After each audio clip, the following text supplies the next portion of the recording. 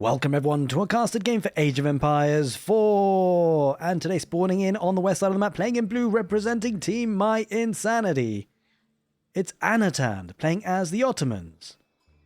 And battling out against him today, spawning in on the opposite side of the map, the east side of the map, playing in red. We've got 3DB, playing as the Malians. Welcome everyone to Canal. As always, good morning, good afternoon, or good evening. And hopefully we'll be in for some intense Age of Empires 4 action. In fact, I can guarantee it, because if it wasn't a good game, it wouldn't be making it onto YouTube. But more importantly, let's talk about the Ottomans versus Malians. Two civilizations that came to Age of Empires 4 with the Sultan's Ascent DLC. And they've been around for a while, so we have seen plenty of different strategies from them. But of course, the map today being Canal definitely changes things up. A hybrid map. And it makes things exciting, because you've got two civilizations that can, well, get early docks as an option, of course. I think there's two ways to play this, really. If you're looking at either player's perspective, the Ottomans, they can look to get a dock early like they have already, get their fishing ships out, get to the Feudal Age as quickly as possible, and then make some units. Or they could look to make a military school, a barracks, get plenty of spearmen to challenge your enemy's dock. The same could be said, of course, for the Malians, but it looks like actually the Malians themselves will be opting for a dock as well as an opener, not opting for an early barracks themselves. So it's quite nice to see. It means that we're going to get an early Feudal Age rather than an extended Dark Age. And we'll see where we go from there. Now, in terms of landmark choices, of course, the Ottomans have two options, Twin Minaret Madrasa or indeed the Sultan Hani Trade Network. And on a map like this, hybrid maps, you typically expect to see the Sultan Hani Trade Network, right? Because there's plenty of food on show and you're typically not really going to play the game expecting to lose water. You're going to want to continue that fishing economy, and so the Twin Minaret Madrasa with the berries is obviously less impactful. And so gold trickling from the Sultan Hani Trade Network is probably the better option, especially considering the Ford gold vein that could be easily targetable by the Malians today. On the opposite side of the map, you could make an argument for two different landmarks, both of them actually really. The landmark which gives the passive generation of either gold or stone, you can choose, or the Saharan Trade Network as a defensive landmark could be a choice. Could look to protect the economy, maybe even look to place the landmark here, where the dock is, to protect that as well. We shall see how this one pans out. Either way, as always, oh, that's a lot of sheep coming on it. That's a lot of holy moly. Well, I guess if the Ottomans do end up being pushed off the water, then he's going to have plenty of sheep to work with, that's for sure. And on that note, I would like to say a very big thank you to everyone who's been supporting the channel. You guys are absolute legends. Thank you, thank you, thank you. Special shout out, of course, to the YouTube channel members, Twitch subscribers, and the YouTube super chatters. Thank you, thank you, thank you so much for your support. And if you have been enjoying the content on the channel, make sure that you are subscribed. More importantly, the most important thing is to hit that notification bell, because I'll be uploading every maybe 2 days, I think. The very best games that I cast, they'll be making it onto YouTube. And so you want to get notified, right? You won't want to miss the best games of the week. So make sure you go ahead and do that. That's probably the single most important thing you can do if you're looking to support the channel and you do watch the casted games regularly. That is, of course. I mean, ultimately, if this is your first casted game, then I would recommend that you just watch a couple, see if it's your kind of taste, if you enjoy it or not, before making that kind of decision. Because, you know, you don't want to subscribe to a channel you're not really going to watch. So, yeah. Welcome in, though, if you're new to the channel. Great to have you here. So it will be the Saharan Trade Network for the Malians, placing a bit more defensively on that gold vein just to keep it protected, safe and secure. Now the question is, longevity-wise, where do we go from here? What kind of units are going to be made? We could typically see Sipahi. They could be quite nice on a map like this where mobility is quite important, because you've got plenty of space to run into. I wonder whether we see any javelin throwers out for the Malians.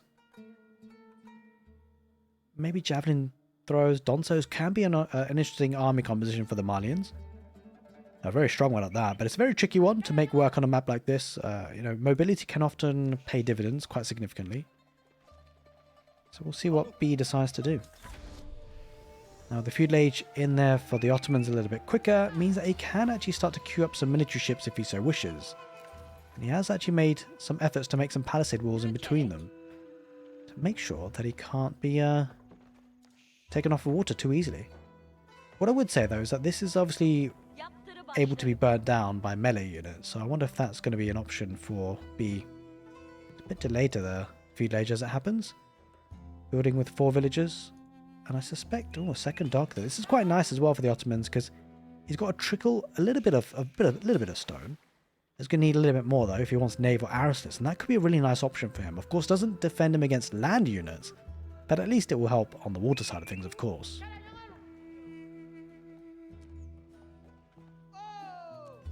Scout getting a little bit too close for comfort, but nothing ready to garrison inside the town centre. Now the interesting thing about this map is that whilst you've got this protected tree line at the back of your base, that's not going to last forever. So when it does run out, you're going to have to venture out on the map, and you've got to hopefully get map control to be able to do that safely. Now being out into the feudal age, actually continuing to make fishing ships. No one actually going for military ships first, and understandably so because there are palisades, right? So you'd have to break through that anyway before doing anything really. Going to go for a third dock here, the Ottomans. Really committing to the water. Now, on hybrid maps like this, it can be a bit quiet, but make no mistake, this is not a game you want to skip because, well, let's just say when you have quiet beginnings, it's usually the calm before the storm. That's what I like to say. Oh, indeed. He's going to go for the warrior scout upgrade. Interesting. So he's going to go for Sofa adding that in as well. So certainly pivoting towards cavalry units, and I wonder whether Anotand will be ready for that. He did actually get 2 imams. Is he going to go for... He's not going to go for castle age, right? Surely not. It can be an option for them. Obviously, hybrid maps do lend themselves pretty nicely to that, but it could be pretty greedy. He's going for naval arrow slits as it happens, but he's not got any defenses on land. And of course, warrior scouts have got good torch damage on them. They could take these docks down pretty quickly.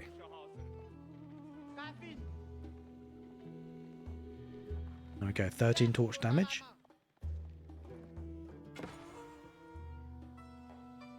Yeah, it's going to make more warrior scouts. It's going to go for a double stable. I mean, we have seen this time and time again from the Malians. They have had quite a big play style towards getting plenty of warrior scouts. It looks like that's the play here, because it gives them mobility and also forces the Ottomans into spearmen, which is an okay. Obviously, it's the counter unit, but they don't have the mobility if that happens. Certainly seems like B is going to be dictating the unit compositions here. I wonder if he's going to place down a barracks. Hasn't done so just yet. Pretty greedy from Anotand as that happens.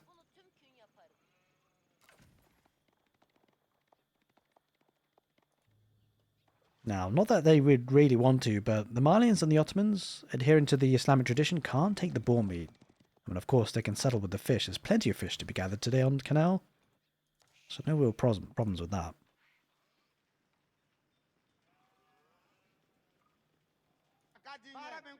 What? He's going for a third stable. Holy moly. B, is he gonna just continue making these warrior scouts? It looks like it for now. And I mean, they are a very cheap and cheerful unit. Just cost 90 food, and on a map where there's plentiful food, I mean, it kind of makes sense, right? Because this is really interesting as it happens, because bear in mind, this only costs food, right? And the food is in the mid-map, in the fishing economy. If you're going to make spearmen, you need wood as well as food. And so that means the wood is going to be chewed up here for Anotand. That means he has to get on the map earlier. And that's going to be really tough to do so, right? This is really intriguing. I really like this play, I've got to say. Because if you take cost-effective trades with warrior scouts against spearmen, I mean, obviously you're going up against a direct counter unit. But just think about what's being spent. You're spending food, which you have an abundance of. You've got plenty of fishing economy. And your opponent has to trade in wood for it, which is going to be a relatively limited resource, right? Like, once these trees are gone, they're gone. You have to venture out, and it doesn't really have too much of an easy access to wood if these warrior scouts are running around. Now, it does lose the first dock, and he's going to look to torch down the palisades. He did rebuild another one on the just behind it. Does have a Dow archer ship getting some damage and value. Good damage and value as it happens. It's got to be careful. I mean, it will pay off to pull back the weak warrior scouts, because these do regenerate health over time. Oh, but this is interesting. He's got the war canoe. Now he's going to make a transport ship, because bear in mind with the Malians, they have a transport ship mechanic where you garrison inside units, and then they have javelins on them. It looks like he's just going to try and torch this down. He's going to try and dodge the arrows from the Dow as well. I don't think's better of it for now. Yeah, he's got the war canoe actually. This is a perfect counter for B. The war canoe is exactly what he needs against the archer ship, so if you're not too aware of how water works, you've got this springled ship, which is the war canoe, which does great damage against the archer ship, which is the Dow. And then you've got the demolition ship. So the archer ship destroys the demolition ship destroys the war canoe, the springled ship. So it's kind of a bit of a triangle there. And it will be the Istanbul Imperial Palace. It's a bit greedy here for Anotand. He's going to get pushed off the water, which is a problem. It's one thing getting to the castle age, there's another thing actually being able to do something with it. And it feels like it's going to be a bit challenging. This war canoe does so much damage. It's idling out so many fishing ships as well. Because they're trying to repair the dhow. The damage output for the war canoe is just so strong. He's now starting to get some spearmen. Was this just a little bit too greedy for Anotand? Possibly so. He's holding on, but again, you know, I think if you're B, you're kind of happy with this, because you can always back away when it's on its last limbs. There's that cast stage now for Anotand. He needs that upgrade to the hardened spearman to make him veteran. Looks like he's going to do that just now. Going to chase that down. We'll come back to that in a second, because it looks like on the waters, you know, B is starting to make some more progress. He's diving in now. He's going to take the fight, and if he can micro back the weak scouts, he is. Look at that. That one on 9 HP, he brings him back, and he's microing this so well. He will lose a couple, of course. But in the grand scheme of things, he's taken a lot of spearmen just to do this. Although, yeah, he's not microing it anymore. We'll lose another couple of warrior scouts, unfortunately. But ultimately, this is wood investment that's gone away here for Anotand. Only food for B. That's a lot of dead horses, I gotta say, though. Oh, look at that. There's a transport ship. And he can garrison up to 16 units there. There's 21 warrior scouts. He does just that. And this goes so well. Look at this. It's doing so much damage. It's got 3 bow ranged attack. You know, times that by 16, right? So that's kind of crazy. Oh, no, wait. I've got the warrior scout collected. I'll take that back. There we go. Apologies for that. There we go. 7 javelin, 16 ranged. Pretty hefty. It's because what happened, I had the warrior scout selected, and then they went inside the transport ship. I was thinking something wasn't quite right there, but there we go. As in the war canoe as well, and we'll take down that dock, and this is not looking too good for that food economy. We talked about wood being an issue, but actually food's starting to become a problem. He can rely on sheep for now, but again, only for so long. And he's going to torch down this dock in the end. Or is he going to get this out in the end? Grand Galley, 2 seconds. I mean, he should just about get it out. It's going to be close. It's on fire. It comes out in time. But will it be enough? He's got a war canoe. He's got transport ship fully garrisoned inside. He's got the warrior scouts that are going to take down the remaining fishing ships that are trying desperately to heal up. Oh, this Grand Galley just doesn't do enough. But he needs to ungarrison here, the transport ship. If he loses the transport ship with... B! Okay. He Wallow comes out. And he's going to get a couple of warrior scouts. He's going to get out of there. He gets 1 warrior scout there, Anotand. Now, the reason why I was going so crazy is because the transport ship, if it gets taken down with the warrior scouts inside, that's bye-bye warrior scouts. They do not survive. And there were 16 garrison inside. That was super close, I gotta say. Oh, fishing ships running into trouble here. It's got a solitary villager there in the north with the stone being collected, but unusual. The imams are kind of waiting to pick up relics. He is in the castle age, but not really managing to pick any up just yet. We've got a couple there, actually, as it happens. He did try the Wallow earlier. Trying to rebuild, or trying to get the mosque first, right? Because, yeah, the imams came out as the vizier point. Oh, God, look how much damage these guys do. It's enough to one-shot a villager. There's only 8 units garrisoned inside the transport ship there. Holy moly, it does so much damage. There's a lot of warrior scouts here. Kind of get caught in the choke points there. Oh, geez, my tongue was twisted there for a second. The mosque does go up in the end, only just though. We'll lose another villager. He's lost 20 villagers in total. I mean, I guess a lot of that is fishing ships, to be fair. But that's pretty significant. Now, B gets to the castle stage himself. He's in a really dominant position. This strategy is absolutely insane. But is there a way back? Because, you know what? He's got a lot of veteran spearmen. Gonna get the drift nets. That food economy is going to be off the charts here. And get yet more villager kills on stone. Or needs to get out of there. Decent number of spearmen grouping up together. But look at this. He just garrisons inside and... Oh, they just get absolutely peppered by arrows. Takes out the scouts so quickly. There's no way he can deal with this. Potentially if he could range it, but you don't want to get ranged units, right? Not against warrior scouts. Spearmen are chasing, trying to chase them down, but you know the faster movement speed of the warrior scouts work it out for him. Will he be able to torch it down? Transport ship, he's getting out of the way. Be keeping a close eye on things for sure. I'm kind of curious to see how he's... the fishing doesn't last forever. It's a lot of fishing economy, but it won't last forever. So I wonder if he's going to start making some cows. He does have some cows back at home, actually. As it happens, that's what he's spending a lot of gold on. Oh, look how much damage this does, though. Absolutely insane.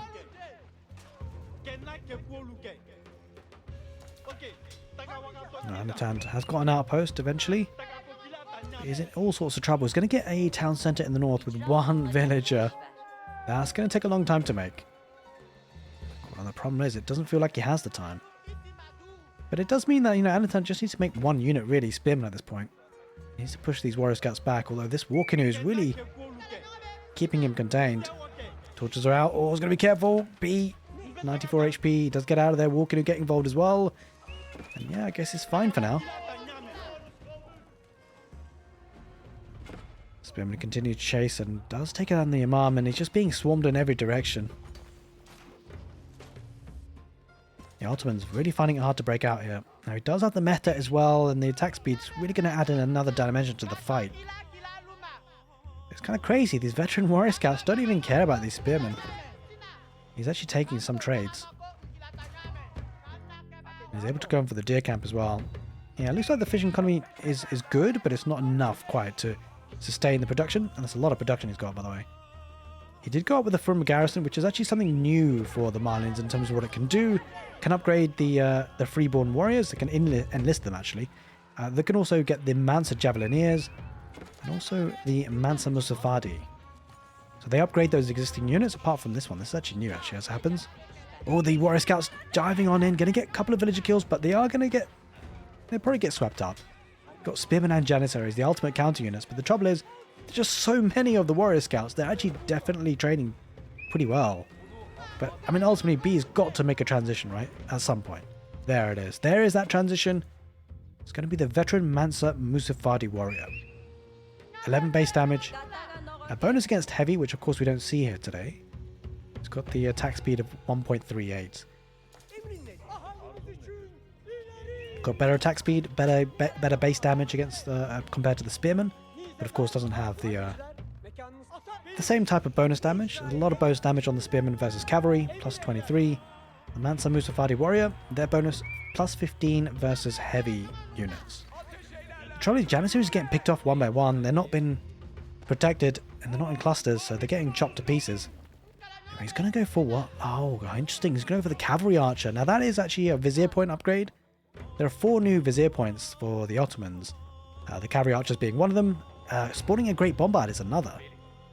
They do have 2 more, which allows the units that garrison inside town centers and things to do crossbow damage. So it's plus 2 attack rather than your usual archer damage as the arrows, which is super, super powerful. And then the last vizier point for the Ottomans is a very interesting one. It actually gives them increased villager counts in terms of speed of production for 4 minutes by 50%. It boosts up the villager count by 50% for 4 minutes. Pretty powerful. And he does have 2 town centers, trying to get a third. He's trying to reboom, right? He's suffered so many losses. He's trying to get on the map, secure the food resources. That's really what he needs at this point. Meanwhile, B's just running around with these warrior scouts. He's keeping his Mansa Musafadi warriors hidden. But maybe not for long, because that is a lot of them, and he's going to push on through soon. Certainly this game was relatively one-sided so far at least, but it's been a fascinating one. It just shows how crazy good these warrior scouts are.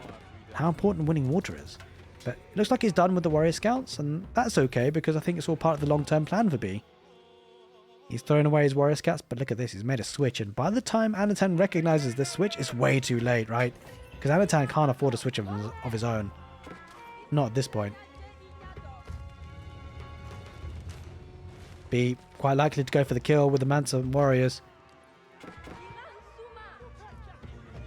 And the spearmen are going to be no match for this. There's all the meta coming into the fight, but B's economy's better, his military's better. It's going to take down all these 3 relics from this mosque. And it's going to engage here. I think this is a fight that B should win just by sheer numbers. It's too hard to hold here for Anotand, you feel. He's going to back away as best as he can, try and use the janissaries to good effect, try and shield them. He loses the meta though, so he loses the attack speed buff, and holy moly, these Mansa Musafadi warriors absolutely chop through everything. The Ottomans down to 1 military, down to 0 military. He does have 3 town centers, but I don't think he can hold. And you know what? Surely there's got to be a landmark snipe coming in. He does have plenty of gold. Maybe he can rush down a market and get the Imperial Age for a landmark. But even then, surely long term, there's no way back into this. Is he going to drop down a market? Is he going to try? That's where the villagers are going. They're migrating. But, you know, all three landmarks within earshot of each other. Yeah, he's trading. Oh, to be fair, he doesn't need a market. He can use the Sultanani trade network. That's exactly what he's doing. But yeah, all three landmarks in one spot. This is going to be almost impossible. And even if he does get the Imperial Age landmark, will he be able to do anything with it? I don't think so. B, he should be wrapping this up as the Malians. So many veteran Mustafadi warriors. There goes the Sultanani trade network.